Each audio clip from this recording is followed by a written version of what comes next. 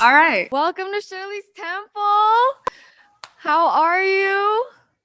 I'm good. How you been? I'm like, let me make sure I can hear you. Yeah, I'm in here. We locked in. What's going Facts. on? Welcome to Shirley's Temple. I'm honored. You're a legend. You know, one of the most lethal wide receivers and return specialists of all time. 3-time Pro Bowler, Desean Jackson. How are you feeling? I'm blessed. I'm alive, man. You know, it's a lot of things we could be complaining about, but you know, we don't do that because it ain't gonna do nothing. Ain't nobody gonna care. They ain't gonna get too, what's. So you know, we Facts. rolling with the punches. Are they thrown? Are they blows? Right. Nah, facts. Okay. I'm like, you can hear me, right? Yeah. Okay, cool. Well, how was your day? How was your Tuesday? Oh, my Tuesday was not the usual Tuesday. I'm usually off on Tuesdays, but we play on Saturday this week, so we Right. actually had to work today. But it wasn't too bad of a Tuesday. It was just like an easy Tuesday, but it was good. Besides the weather's kind of ugly out here in Vegas. Right. It's raining. It's pouring in LA. What is it like in Vegas? So it's desert, so it's like windy, stormy. Wind finna blow Dang. my house over. I felt like I got a TV outside. It's damn near about to get blown off, blown off the. Man, Damn. yeah, it's bad. Yo, I actually was just in Vegas at Day in Vegas. Were you Hmm. out there when they had that? When was it? Day, dang, I don't even know. Probably like a month ago. But moral of the story, my this girl had a condo for like hella cheap, like in a high rise. It was beautiful, and I was just shook at how affordable it is to live in Vegas. Oh yeah, it's nice out here, and you can find something for the low for sure. No state taxes. Right. Yeah, Damn. that's the place to be for sure. How'd it feel? Just, you're still close to home. Like, yeah, how are you settling in? Um, well, I mean, LA. This year was like my first time playing back in LA, so it didn't really work out back. I was Right. fortunate enough to be able to not live too far in the street. So, like I said, I'm in Vegas. I'm settled. Got a nice little spot out here overlooking the city, Ooh, and you know, don't get no better than this, man. I love views. I'm a lover for views, right. ocean views, city views, mountain views. I love Right. that type of shit. When you can just wake up and be inspired, right? For sure. Yes, it's just something about the energy it gives you. Be able to just look and just know. In Vegas, see, it's stuff going on 24/7. So I could literally look out there and just imagine what's going on in the casinos and the life. Right. It's crazy. Do you gamble? A little bit. I mess around a little bit. Yeah, I play Okay. cards and roulette. Yeah, I mess around a little bit. That's funny. I had Fat Boy on my show. Oh yeah, you had him on your podcast. How was it? Yeah, Fat Boy SSC, he was cool, man. We got a lot of similarities, man. He kind of grew up, similar to how I grew up, just from Right. on the opposite end of the world. But he was cool, man. Yeah, he was telling me about his music. He was excited. He got a Blueface verse that he felt Yeah, like yeah. Did you one of the hardest Blueface features. He said so. Yeah, he was cool. you fuck with Blueface? I mean, I ain't. His music cool. I ain't gonna say I don't fuck with him. His music cool. I mean, Yeah. I'm not like no Tatiana. huge Blueface fan. Yeah, but he cool. I mean, he for the youth, he for the young. He a little younger, so Right. it's a different era. But he's straight here. He LA dude, so I was gonna I'll say. support all LA dudes for sure. For sure. Speaking of your podcast, I actually had Ricky Williams. I'm so sorry I'm late. We just kept talking. But I was telling him about your podcast and he would love to come on. Oh yeah, for sure, man. I respect that dude, man. How was it? How was the show with him? Oh my gosh, phenomenal. Just the fact that he truly felt his purpose not playing football, but now doing Helping astrology people. and cannabis. Yeah, And he's just so spiritual. And that's kind of where I'm striving to go right now. Like it's hard for me to meditate type shit, you know? So yeah. yeah, I just everything he's saying was just like resonating with the soul. I don't know. Yeah, no, I actually was just watching the football life with him. The NFL did like the football life for him. He like moved to like Amsterdam and just kind of got up and left and said for good football. So his story is interesting, man, for sure. And it's like the reasons why he was smoking and doing what he was doing was bigger than just people thinking he was addicted to, Right. marijuana. That's Yeah, no, I crazy. respect it. Yeah, For he got sure. a And deep he was story. actually excited when I said your name. I was like, this is full circle. Yeah, nah, for sure. Shit, man, when I was growing up, shit, he was one of the top players, man. In NCAA, came to the NFL, had a lot of Right. success in the NFL. So, nah, he for sure, he a legendary dude For for sure. sure. I love that. Take us back to 2010 against the Giants. There's 14 seconds left on the clock. What's going through your head? Well, I mean, for me, reliving that moment, I think that's one of the hands down one of the best moments of my career. Even though I've had a lot of big Yeah, time you've moments, broken many records. but yeah, but that one was special, man. Like still to this day, I actually was on a Zoom call earlier, talking about my podcast with the people that's kind of running at it, and he's a diehard Giants fan, New York Giants fan. He just was like, it's like every time I talk to him, he continuously brings it up. They like devastated. They'll forever be devastated. They're like, oh my God, I can't believe he did that to us. So yeah, for me, Yo, man, I was living in the moment at that time. I don't know how I did it or what I did, but it was one of those spiritual moments where I was like, felt like I was on wings and kind of just scored a touchdown, and the world was in my hands. right. When did you know you could score? Because you fumbled it at first, which is just wild to me. Yeah, but I tell people all the time that fumble was a setup. It was a Believe it or not. setup. I'm dead. Yeah, believe it or not, nah, I wasn't no setup, but I like to say it was because when I fumbled, the ball like kind of rolled to the right a little bit. So by the time I picked the ball up, like all the dudes that was coming to tackle me was like all the way to the right side. So when I picked it up, I Damn. seemed like a huge lane. Just stuck my foot in the ground, went straight up that. Made a move. One of my boys blocked the dude, decleated him, Jason Avant. From nearest history. Dang. When did you know like you were fast? Like what was your I was mind? a little. It was something crazy. I think as a little kid, honestly, just growing up, being like one of the fastest kids, always on my team, um, just striving to, always kind of be the best. Right. So, for me, I just look at it as work ethic. I mean, don't get me wrong. I've been blessed to have, um, speed and talent from God, but that doesn't discredit the hard work I put into, going out there and perfecting my craft every time I step on the field. So Right. I just take pride at, just being one of the best to ever do it. Facts. That part. Man, well, I think this is what your 14th season, Damn, right? why you gonna make me feel that old? No, I'm saying that's tight. No, I just messing. Yeah, no, it's my 14 for sure. Dang. Well, I wanted to read you this statistic. So a huge part of the show is mental health. About 12% of the participants showed signs of depression.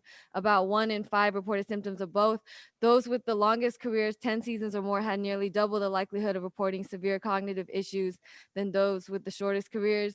I guess, yeah, just heading into this 14th season, like how is your mental health? How are you doing? I think we touched on it a little bit last time. And I was just Yeah. really happy to hear like your take on it. So I would love for you, yeah.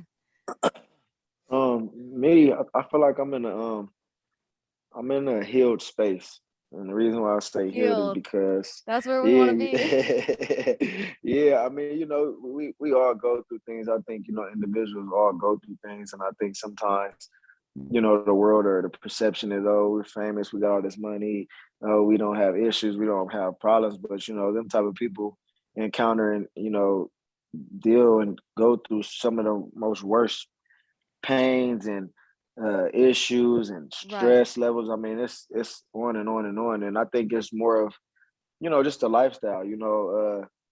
At the same time, when I was a young kid, I was playing sports for the love. Not to say I don't love it now, but it was like I Right. didn't know no better. Like I'm just doing what a kid wants to do, having fun and in the park, just being a little rough, a little hard headed dude. So the older, I'm Oh, sorry. you're good. No, no, hold on real Is quick. that Hold your on. is that your son? Nah. Oh yeah, that's my son on my thing. Uh, Yeah, hold on. with the Crenshaw shirt with the swag? Yeah, my bad. I was in. Yeah, I'm sorry about that. Oh no, you're good. Zoom life, right? Yeah. Um. So my bad. Basically, You're good. Yeah. yeah, nah. So yeah, basically, just the perception and the reality of someone that's successful and that's made a lot of money or whatever the case may be, celebrityness. It's like the world kind of perceives it as we don't go through real life issues and we don't endure real life feelings and hurt and pain and stuff like that because of whatever the case may be. So for me, the reason why I use the word healed is because I've been through a lot. I've been through a lot of backstabbing situations, not Right. literally, but literally. People that was close family, friends that I thought had my back and, basically betrayed me and really didn't have my back. They was only there for an interest or a benefit.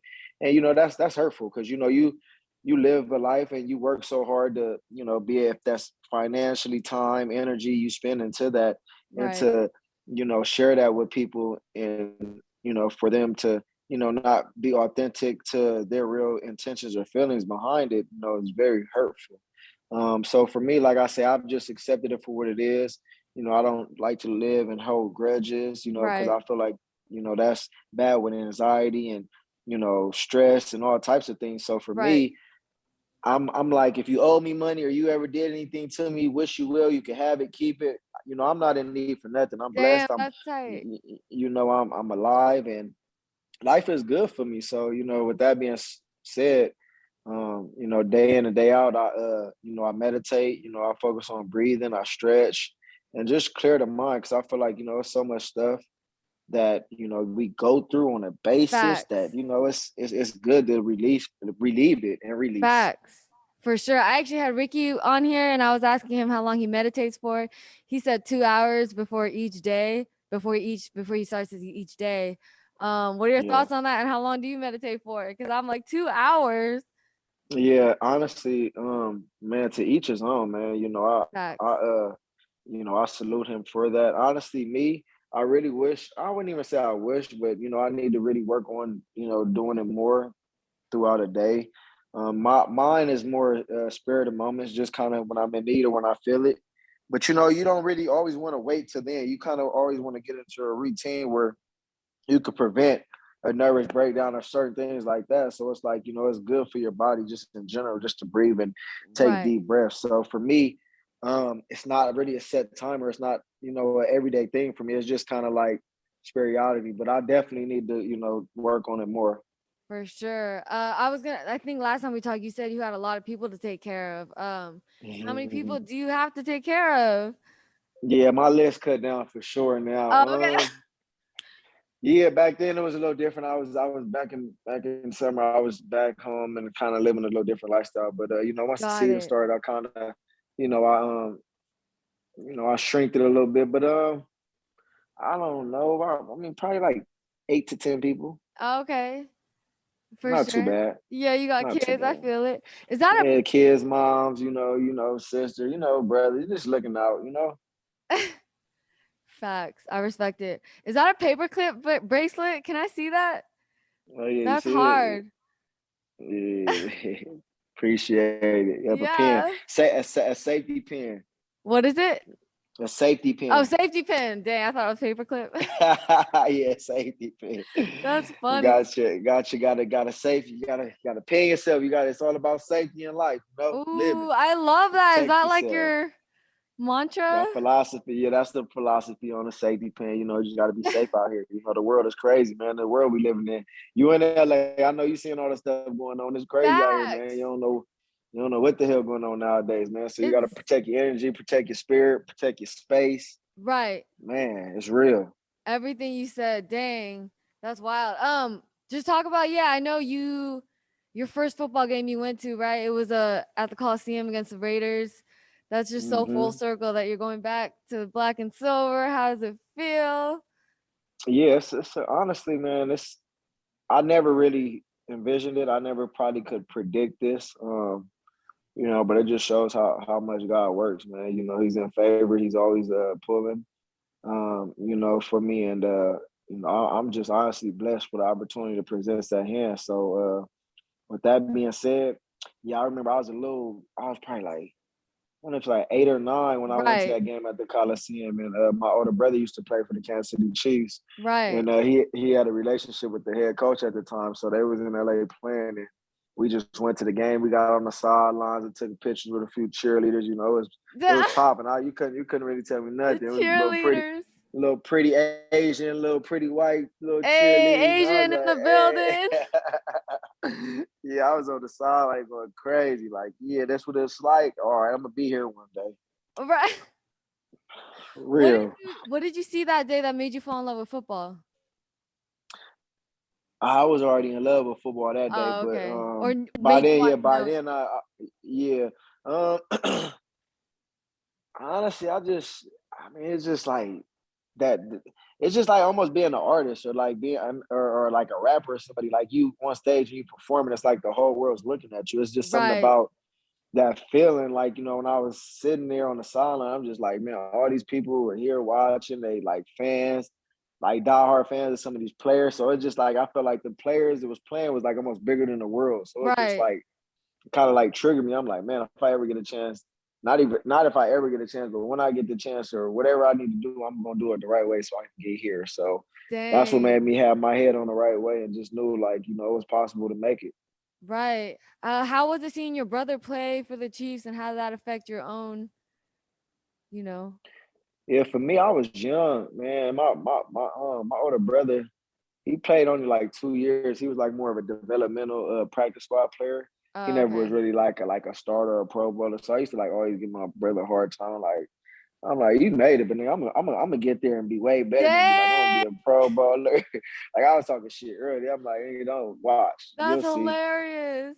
But that was just the swag. You know, I was a little cocky, little mad, little kid. I just, you know, had the swagger and just I knew like everything I could talk, I could back it up. Right, for sure. Did you ever have any type of spiritual awakening, like the moment you realized what meditating did for you, the moment you know, got to know yourself a little more? Um, honestly, I necessarily don't really feel like it was a certain situation or time where I kind of just felt myself from, you know, the meditating or just anything in my life. I just think like I've just accomplished and overcame so much stuff, adversity. It's just almost like, you know how you say something is like it's destined in you or it's like a purpose or it's like meant to happen almost. Right, It's just that's it's kind of been that way for me, you know. So through every step of the way, it's just like always just encountered, you know, a negative into a positive almost. right, Whatever that negative was, it always turned into a positive. Because throughout the way, it was like I was too small. I wasn't good enough. I'm never gonna make it to this level. Then when I made it to this level, I'm never gonna make it to the next level. It was always like a challenge or something that somebody hating or somebody saying I couldn't do it. So it's just like after up one check, knock in my next one.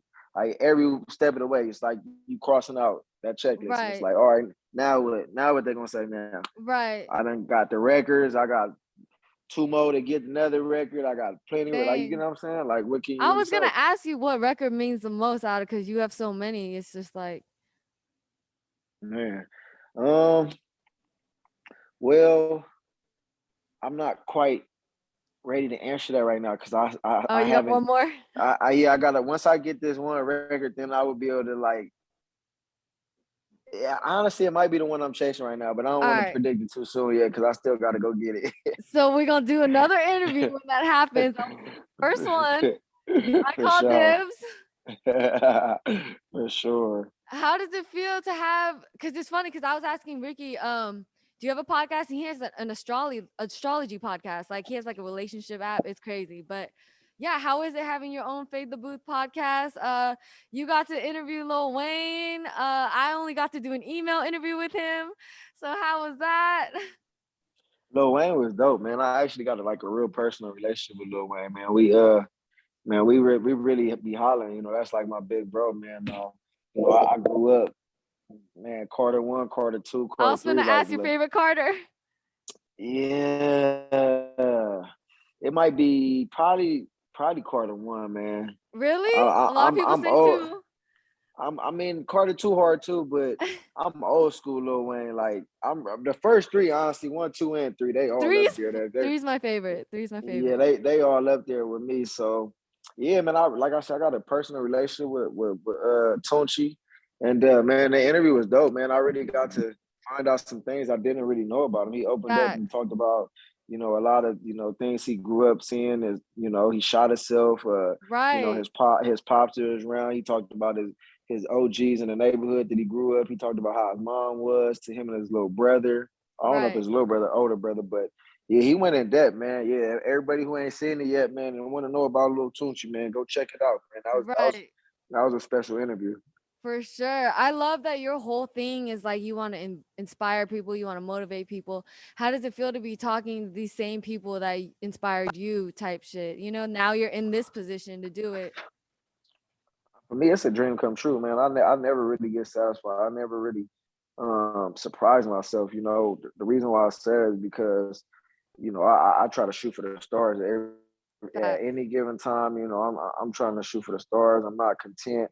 You know, I continuously want to go out and do great things in the world. I want to motivate. I want to encourage. I want to you know, uplift people. You know, so all my shit I do is about just being real and authentic to me. Because, you know, being a professional athlete, you know, sometimes the narrative of the story can change to, you know, the perception of these bloggers and these Right. freaking whatever they want to be called. You know, they make their stories. You know, so for me and my podcast, I get to determine what I talk about. I get to Right. determine what I want to say when I want to say. Like Right. I ain't under no, not to say I ain't in the spotlight because I'm always under a spotlight, but you know, it's to the T of what I want to talk about. You Right, know. for sure. I respect that. I was actually asking Ricky, sorry, there's so many similarities, but he was like, I was asking him how much the media affected him just because he suffered with Mhm. social anxiety, but just in general, you know, you have eyes on you at all times. How did the media affect you? And yeah, how do you, And they painted. I mean, honestly, I can't say it. You know, they painted a picture on me that probably, you know, wasn't what it was. You know, right, I grew up how I grew up, and you know, I'm from where I'm from, and I can't change that. But you know, yeah, they perceived the image that, you know, I was the street criminal hood dude that made you seem like damn, I was a felon, or right, I didn't been in prison and I didn't done all this crazy stuff in the streets. Like it just it was crazy. But you know, once again, you know, I learned from it, you know, because I was young and, you know, you know, I posted things on the Instagram and hanging out with friends and certain things. But it's like, you know, in the business world, sometimes, you know, you got to be careful on what you put out there because for sure, some people don't know how to handle it. You know, I can be hanging out with my boys that I grew up with since I've been a little kid, and the viewer might be like, oh, they ain't nothing but a bunch of criminals, or, you know what I'm saying? Like, it's right, just things like that. But once again, you know, I never been a felon. I never went to jail. Like I right. have no record. I'm squeaky clean. So for me, it's just funny how they perceive things and they portray these images of these people. You know. For sure. I feel you. Man, well, real quick, I want to touch on you were in All Eyes on Me. I think wait, you is it true you invested in the film too?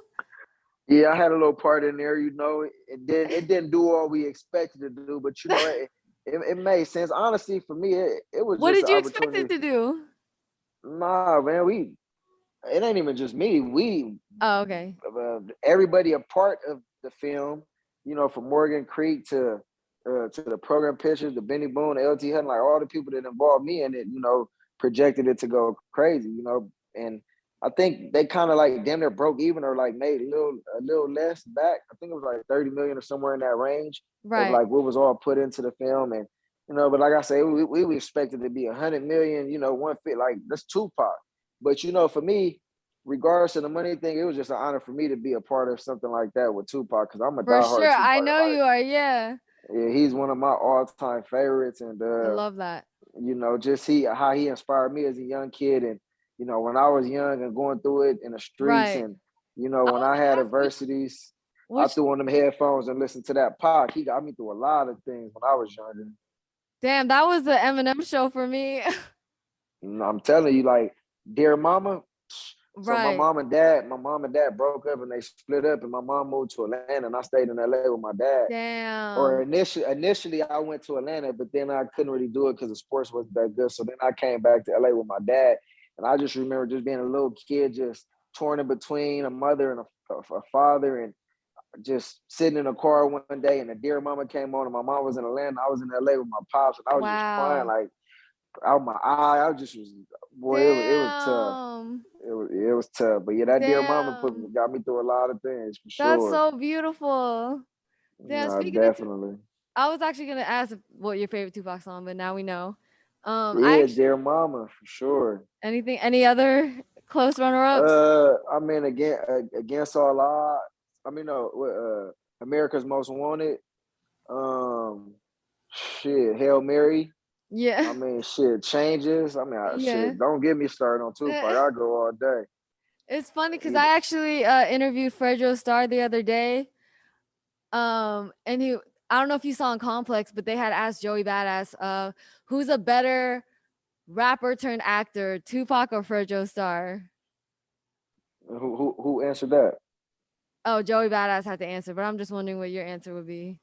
I'm going Pac. Okay, yeah. I'm But going Fredro Pac Starr all killed day. it too.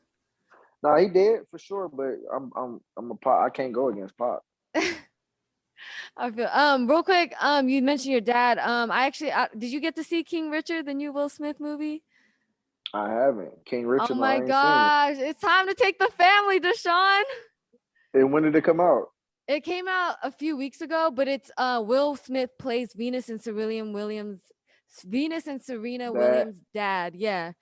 is it on It's on Amazon HBO or Max. oh HBO Max? Okay. But when I And tell you what you about gotta watch it Hulu? with the It ain't huh? on Hulu or none of that. Hulu? I think it's just HBO Max, but the theaters. Do you like going to the movies? Because it's a vibe in the movies. Yeah, it is. I ain't been to the movies probably like 2 or 3 months. But yeah, I go out. I go check it out if it's worth going to see. It's For like sure. that. Well, what really stuck out to me, because like Will had such an impact on his girls, tennis careers. Like, how was your dad's impact on you? I know that he played a big role as well. Oh man, shit. Without my pops, I wouldn't be sitting there talking. And not to say my mom didn't play a part too, but pops don't do his doing, man. People said he was crazy and didn't Yeah, that's understand nothing. But yeah, without pops, shit, he was the vocal point. He was the driven meter. Like it was everything. And yeah, I credit him for sure. and talk about just creating a foundation, I think, for pancreatic cancer, right? Because that's what he Yeah, passed for away sure. from. Yeah, nah. So back in 2009, me and my mother kind of came together. It was a devastating loss we took. Wow. With my pops, and I just throughout that process, seeing my dad go through what he went through, it wasn't really too much science and information on pancreatic cancer. So for me, I was like, man, I don't want people to have to go through that, and it takes out, I think like 75% of African American, you know, people. So for me, I was just like, man, yeah, I had to go back to it and just, start a foundation and kind of try to find research and, um, yeah, just everything, man. It was tough. It was a tough Right. process. Definitely. That's awesome. What are those combos with Jerry Rice like? You said with the combos? Yeah.